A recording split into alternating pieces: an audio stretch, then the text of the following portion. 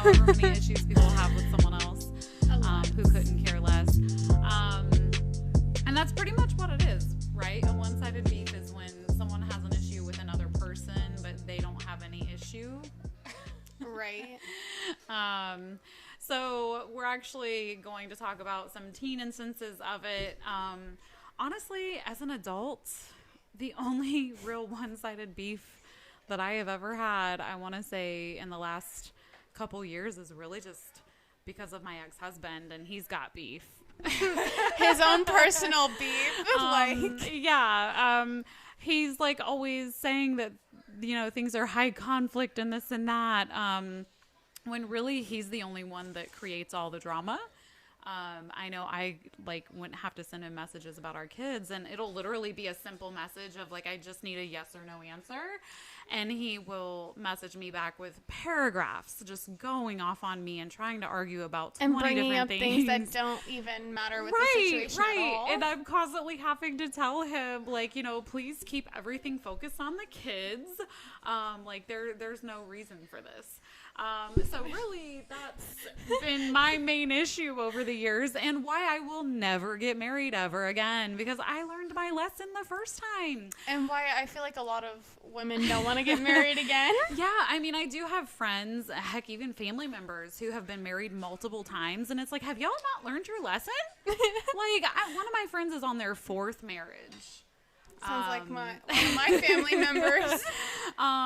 But no, yes, and it is a thing. There's even been news articles about how women are no longer getting married. I think I sent you something on Instagram on 10 reasons why women that is my eldest child, you guys. He says hello. But no, yeah. So, it's interesting, but yeah, definitely some one-sided beef, on my ex-husband's part. And actually even his new wife's part. She likes to cause drama too. And it's like, why are you even inserting yourself into this conversation? It kind of goes with the last episode we had, once a cheater, always a cheater. Right, yes. And yes, my ex-husband was very toxic too. Yes, that was one of the most toxic relationships I was in. And the crazy thing about that though was that my friends didn't really say anything to me during it because they felt like I wasn't going to listen to them. And I'm like, oh, why didn't you guys say anything? But anyway, you're not me. You would listen. But no, so really, all I have to talk about one-sided beef wise is just all the drama that my ex-husband and his new wife like to create. But no, so you share some one-sided beef on your end. Okay. You got some stories. Yeah, because I feel like with teenagers versus adults, a lot of it is someone who's mad at you, so they go and create drama with your friend, and then that friend has beef with you over completely anything. You know what? Yeah, during our divorce, he was contacting our friends and was basically making people choose sides. Right. And I know some of our friends were weary of talking to me, and I'm like, hey, look, I'm not gonna make you choose sides. That's just childish. So yes, I get that actually, but on a different level. Your mom's face. She's like, yeah, I get it. No. Actually, this person with the one-sided beef, I've known for 10 years, going on 11. So we've known each other for a while. And I don't know, we didn't add the disclaimer yet that we're using fake names. Yes, guys. If we do mention any names, disclaimer, none of the names are the names of the actual people. They're all fake. Right. These are made up names. And it's not like we chose similar names to their name. It's completely opposite. We chose completely different names. We won't even use a name that sounds similar to the people's names, just, which we were close to doing with one of the people. I know. I was like, no, we can't use that. That sounds way too close. But no, this is about a person named Debbie. A person named Debbie had some one-sided beef with who? With your friend Cassie, my right? friend Cassie and kind of me because she was bringing me into it. Yeah, you were kind of like a middleman, I feel like. I feel like A lot of the drama started around my 16th birthday because that's where I was like done. Because I was obviously friends with both Debbie and Cassie, and so I invited both of them like to my Sweet 16 and everything. And I get a call from Debbie on my, like, during my party. I was actually sitting right next to one of my friends, and then Cassie was, like, on the opposite side of her. Didn't Debbie, like, invite her boyfriend without your permission? Yeah, she did. And so, yeah, she was asking, she was like, because she found out one of my other friends' boyfriend were going, but there's a difference because I'm actually friends with her boyfriend. Right, you were actually friends with and that it's guy. not like he was... And he actually asked if he could go when you guys had class together, didn't he? Yeah, because we had second period together, and we had our lunch shift, and so he would sit at, like, our friend group, because he was in our friend group and everything. Yeah. And he even asked, he was like, hey, like... she's going to ask you if I can go, but I wanted to ask you myself. I was like, yeah, that's fine. Like, I don't care. I mean, that's a big difference, like, knowing someone and being friends with someone anyway. And his plan was to hang out with my brother anyway. Your friend that's going to go anyway versus not knowing someone and your friend inviting their boyfriend that you have no idea who this person is, and it was a small gathering. Yeah, I honestly didn't invite a lot of my friends. It was more of my family that came. And I think, didn't your mom say, like, you can't invite any more people because we only have so much stuff? Yeah, she asked me right after we ordered, like, the tables and the chairs and everything, and I was like, and I told my mom, I was like, she wants to know if her boyfriend can go. But I told her I would have to talk to you because I know I think we ordered like 48 to 50 chairs. Yeah. Well, I mean, and that's the whole point of, like, RSVPing to parties and everything is because the hostesses have to plan everything and make sure they have enough for everyone who's showing up. Which I even told everyone, was like, let me know 2 weeks in advance if you're going to be there. And everybody who was going told me they were going, and everybody who told me they were going went. Mm-hmm. And I even told her, I was like, which I will say I did lie on this part because my mom, honestly I did, but I didn't. My mom was like, if you want, he can, but I can't promise that we're going to have, like, because she also ordered a certain amount of food, too. Right, exactly. Like, you have to order that stuff in advance. And you don't want to order too much because, I mean, you're already spending so much stuff on other party supplies. We spent almost $2,000 on my Sweet 16. That's crazy. Oh, my goodness. Like, that's including my dress and, like, everything else for the party. But you guys ended up having a blast. Yeah, so. we had fun. Like, we had, like, the 360 camera and everything to film, like, videos and stuff on. Like, it was fun. But anyway, so your mom said, you know, it's okay. I just don't know if we're going to have enough stuff, basically. Yeah. And I was like, you know, I don't want to say yes and, like, us end up not having enough stuff. So I'll just tell her my mom said he can't. Not only that, but I think you even shared with me back then that you were concerned that she would just spend the whole time with her boyfriend instead of actually participate in the party. Yeah, because a lot of, like, the people who went, like, it was, like, just me and my friends the entire time. And I felt like she is that type of person. Right. To, like, just spend it with her boyfriend. See, but the other friend who, like, invited her boyfriend that I was friends with, he even told me, he's like, yeah, me and Kaden are just going to hang out the entire time. Me and Kaden already talked. Yeah. But no, I was like, yeah, that's fine. You go hang out with my brother. I don't care. Right. So what was the actual problem that Debbie had with Cassie?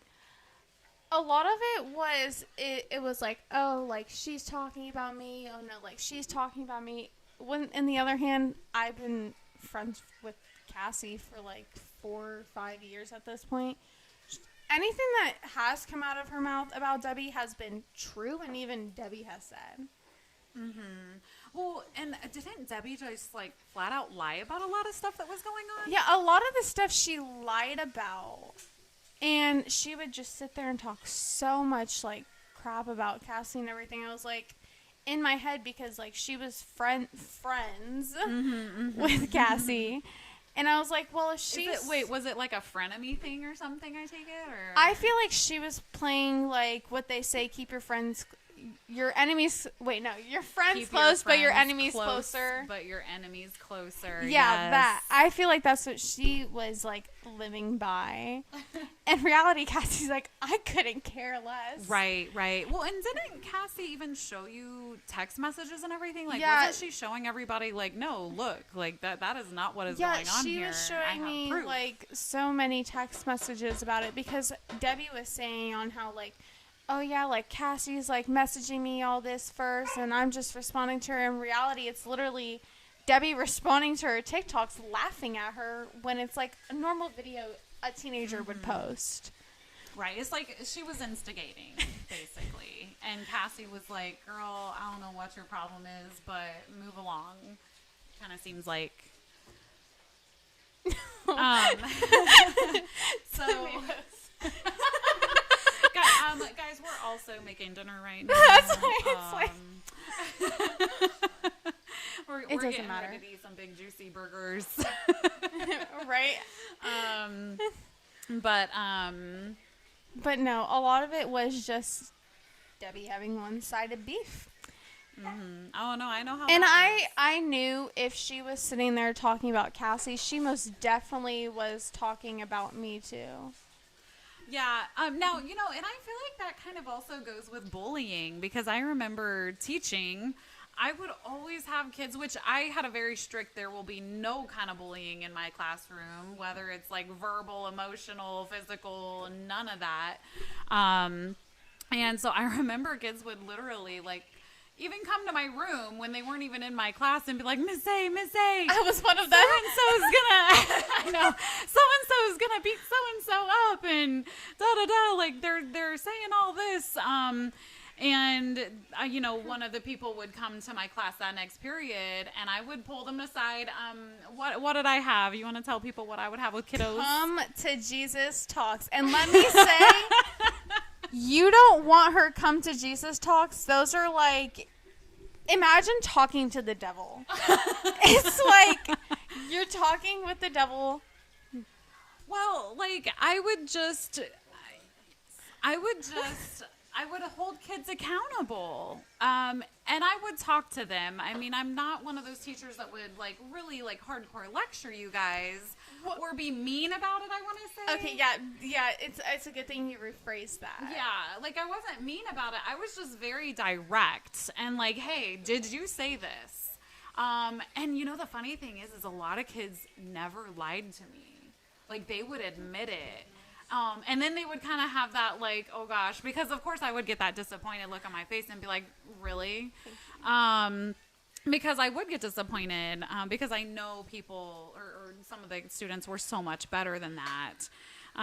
So yes. And a lot of it, I will say, when it comes to like middle school fighting or middle school one-sided beef, been there, done that. Not the fighting part. I'm not the type of person to choose violence in school. I'm not gonna. Violence is never the answer, guys. I'm not gonna ruin my chances of like getting into like a school I want, like college, high school, just over something completely stupid. I mean, there's been times where I've like even came in your classroom and I'm like, I feel like I'm going to throw hands with this girl, so Right. I'm coming. And I haven't told you, I'm coming in here so I can prevent myself from doing anything. Well, and a lot of kids did. A lot of kids felt comfortable around me and would talk to me and tell me about everything. And I think it's because they knew I would prevent it. They knew that I would take the necessary steps to prevent it. And like a lot of the times, like the people they would be threatening, like the other kid would be like, I don't understand like why they're saying this. Like they're saying that this happened, but that's not what happened. Like this other kid took this out of context and started this rumor. So they think that I said this when really that's not what happened. So I did play mediator a lot,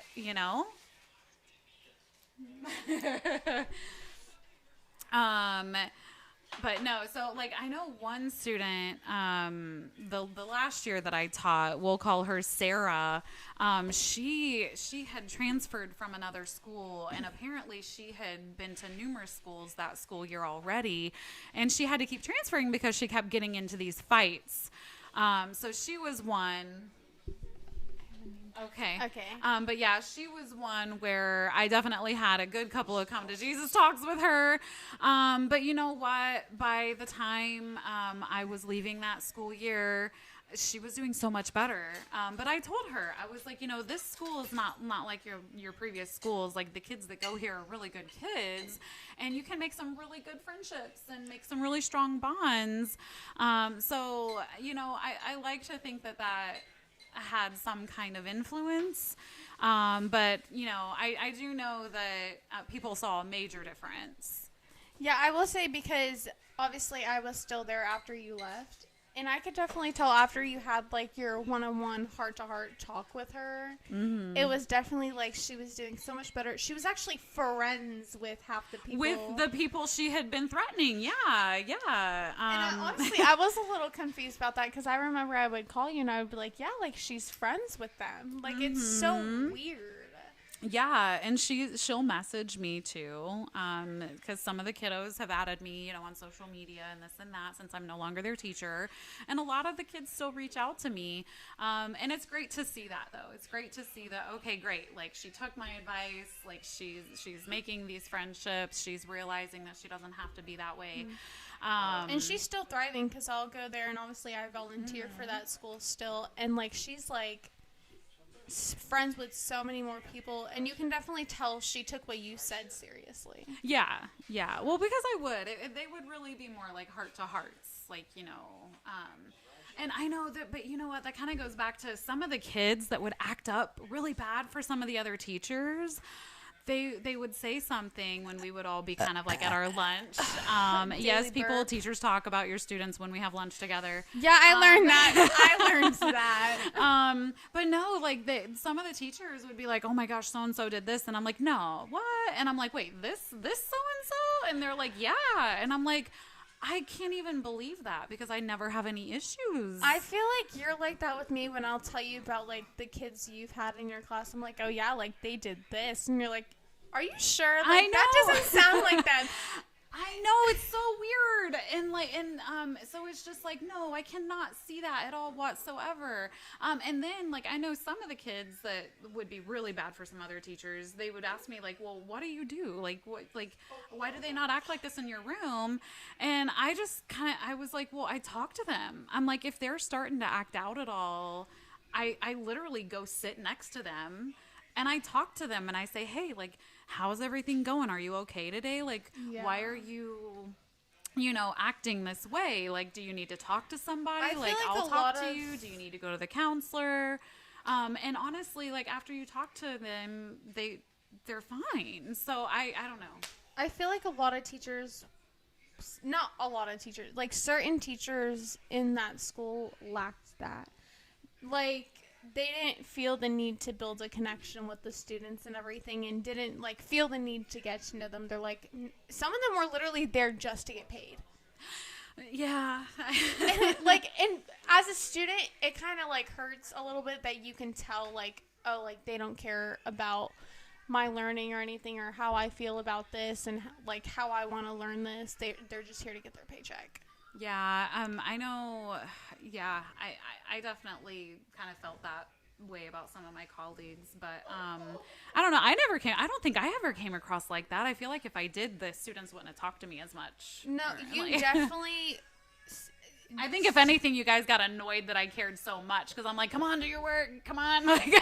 Oh, I know. I would. She would sit there and tell me to do something, and I'm like, oh my God, why do you genuinely care so much? Right. Well, but I told you guys, I'm like, look, if I did not care, I would not be harassing you about doing your work. Like, I was like, it's when I don't stay on top of you guys, like, when you should be worried, because that means I gave up on you. Well, yeah, because you can only try. You can literally only try so You can hard. lead a horse to water, but you cannot make it drink. I've never heard that before. It's a really old saying. I'm showing my age. I've never heard. There is some things, like, she'll say, and I'm like, I'm so confused on that. I mean, we are doing an episode called Teen Slang, so. Yes. Oh my gosh, that is going to be one of our next episodes. Brain rot. Now, did you want to talk about one of your other examples of the one-sided beef? Brie? Yeah, Bree. Oh, she was the person I went to your classroom and like, I'm about to fight her, but I'm coming in here to prevent myself from swinging on her. Because oh my God.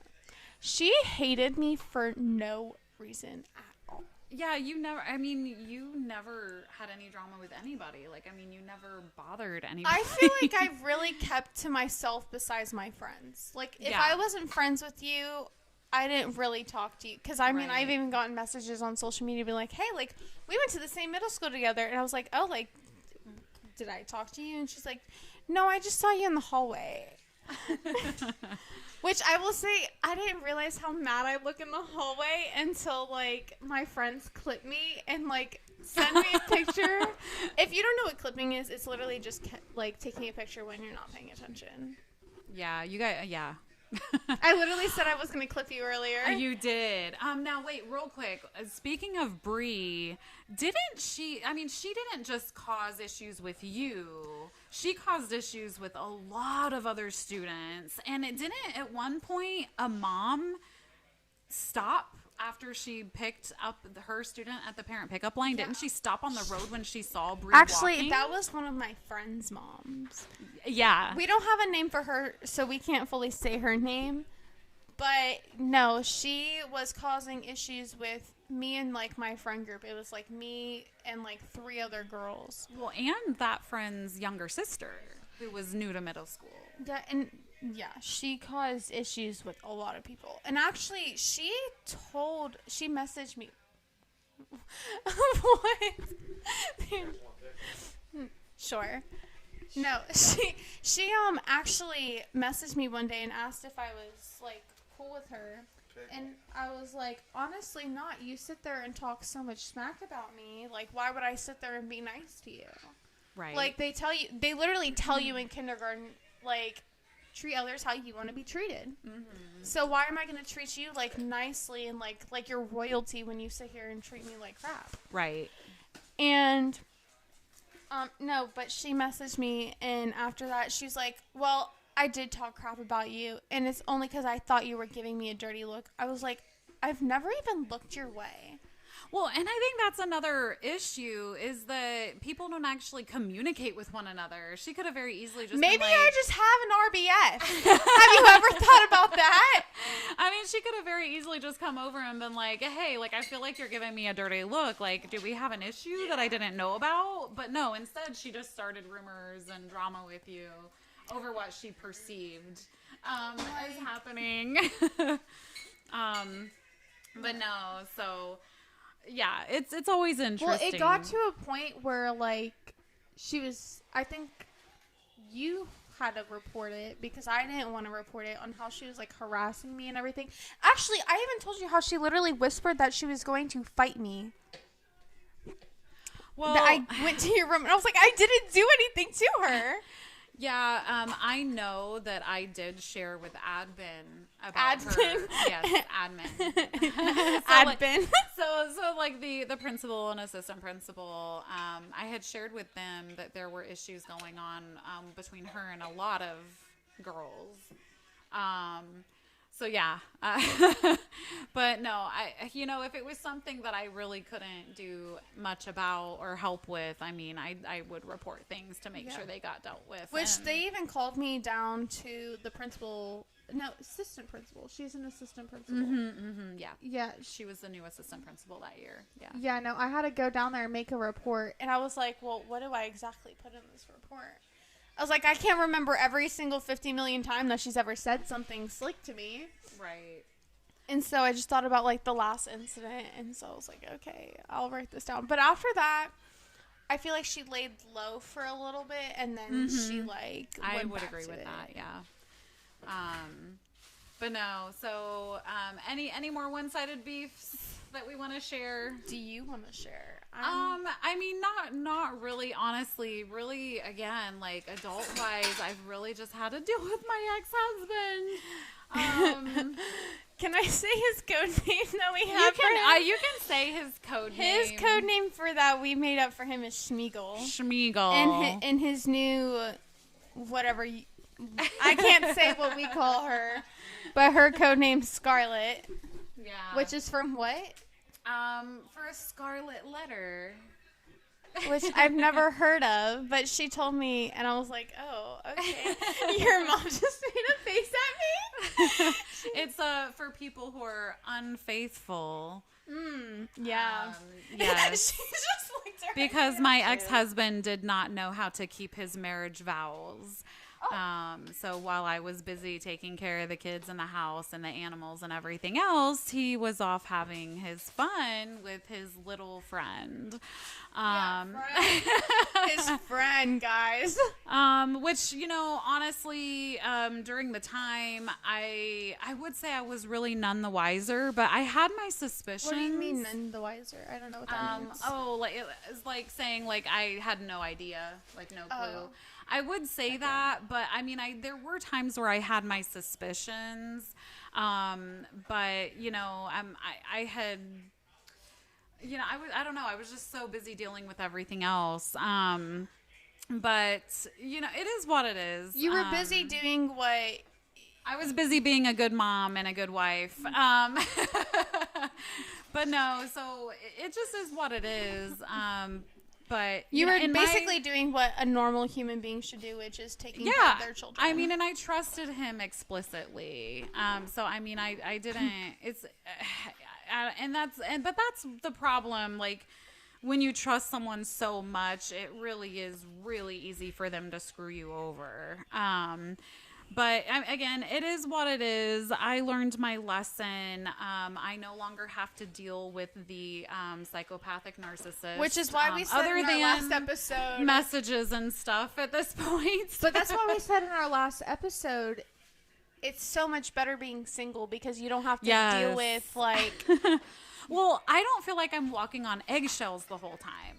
Like, because around him, you never knew when he was going to snap. Like when he was going to set off and everything. Right. Like, I mean, there would be random times where even him just watching his baseball team play, he would get so angry if like a play didn't go the way he wanted it to go that he would chuck his phone across the room into the wall and break his phone. So it's, and even during the time that I was a stay-at-home mom, I mean, I would have everything done. I remember one day, like, the house was clean. Like, kids were playing in the living room with their toys because this is when the kids were still really young. And, dinner was made and ready to be served. Everything was done. And he kind of, like, examined everything. And just because there was a load of laundry in the dryer that hadn't been folded yet, he complained about that because that was the only thing he could find to complain about. But that's what it was. Like, he would always put me down, complain, try to make me feel like less of a person. He would constantly demean me. He was very verbally and emotionally and mentally abusive. I feel like a lot of the times if men are bringing down women, it's jealousy. Like, they're jealous that you have something or you're doing something that they can't. Right. Well, yeah. And I know a lot of, like, professionals that deal with narcissists in general say that they target strong people. So it's like, okay. But no. So, I'm better off. You're very much of a, like... I'm my own person and no one's gonna tell me what to do unless, like, obviously if it's your boss, like if they're telling you to do something. Yeah. But, like, you're not gonna sit here and tell me what I can and can't do when I'm an independent woman. Right. Exactly. But no, and that's why I will just, at this point in my life, probably never remarry. I know people ask me all the time, like, oh, are you gonna date again and this and that? Like, no. See, I have my own house, my own car. I've always had my own things. I've always been independent. You pay your own bills. Yes, I've always paid my own bills.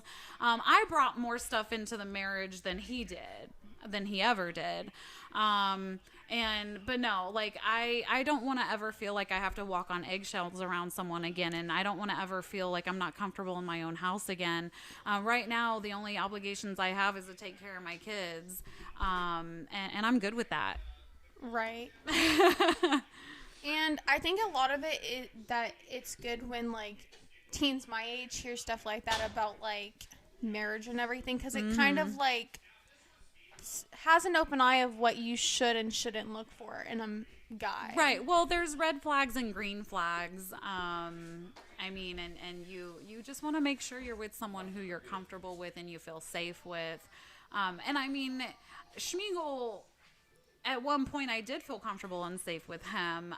But it was like years of dealing with that, like, mental and emotional abuse, to where it tore me down over time. Slowly lost that, like, comfort. Like, I slowly lost me as a person. Because even my friends said that. My friends even said, like, you know, we don't even know who you are anymore, because this isn't you. Right. But you know, we've been divorced for a good, like, 7 years now. And I feel like I've definitely developed back into who I was, but also have grown a lot. But yeah, so I'm good. I'm good single. It's healthy. I will say it is better. But no. So that's all I got. And for anyone who is going through that, it gets better. I promise. Yeah, if you are going through a tough time, I mean, reach out to your support system, your friends, your family. If you need to go to a counselor and seek therapy, do it. I mean, like I said last episode, journaling, start journaling. Yeah. Even if it's in your phone, because there's times, like, where obviously I don't have my journal with me, so I'll just, like, write it down. A lot of people like drawing or painting even, too. Yeah, I started painting, like, where I lived before I moved. I, like, started painting You know what I really, really want to do? Oh, God. I really want to go to a rage room sometimes. We were just talking about that. I know. I think that would be so much fun. Just 17th birthday. Every, you know, life in general can be frustrating. Sometimes it's good to get all that anger. But okay, I think we're done for this episode. Guys, feel free to go to our website at adocpodcast.com. We are also on SoundCloud, Twitter, Instagram. We are not on Twitter anymore. Oh, we're not on Twitter anymore. Okay, never mind. Scratch that. Scratch that. We're on TikTok too. It's literally just TikTok. ADOC That's podcast. What I meant to say. I was like, we are not on Twitter anymore. I'm like, I know it's a T. And she's actually, in charge of the social media. I am. Y'all. Like, she's just not very good with social media. I, like, can sit there for hours, like, doing videos and everything. Like, I have so many drafts on my, like, actual account besides the ADOC podcast, and I have so many drafts, and I, like, sit there and go through it, and I can sit there for hours editing videos. Yeah, it's something that you can definitely spend a lot of time on. But yeah, guys, feel free